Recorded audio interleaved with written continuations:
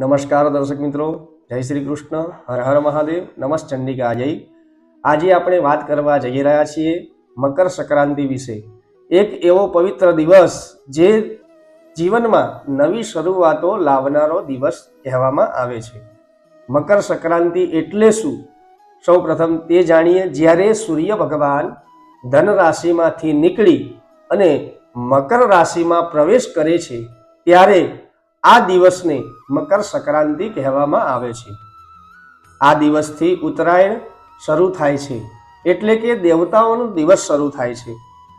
આ દિવસનું મહત્વ: મકર સંક્રાંતિ માત્ર તહેવાર નથી, પરંતુ અંધકારમાંથી પ્રકાશ તરફ લઈ જવાવાળી અને પ્રેરણા આપનારો દિવસ છે. આળસ છોડીને કર્મ કરવાની શક્તિ આપનારો દિવસ છે.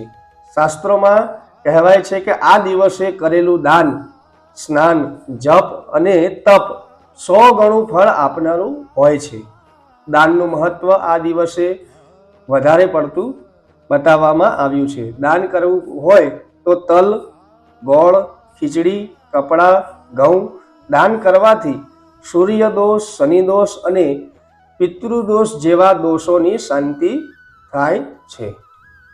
ઉત્તરાયણ ખાલી પતંગ ઉડાવવા માટે જ નથી, પણ સંકેત આપે છે કે જીવનમાં પણ ઊંચે ઉડવાનો સમય આપણો આવી ગયો છે. આ દિવસે શું કરવું? તો સવારે સ્નાન કરી શુદ્ધ વસ્ત્ર ધારણ કરી સૂર્યનારાયણને અર્ઘ્ય અર્પણ કરવું, શક્તિ પ્રમાણે જપ કરવા, ભૂખ્યાને ભોજન કરાવવું. આ કરવાથી આપણું નસીબ બદલાતું હોય તેવું જણાશે તથા આરોગ્ય બાબતે પણ સુધારો થતો હોય તેવું જણાવવામાં આવે છે. ધન લાભ પણ થઈ શકે છે.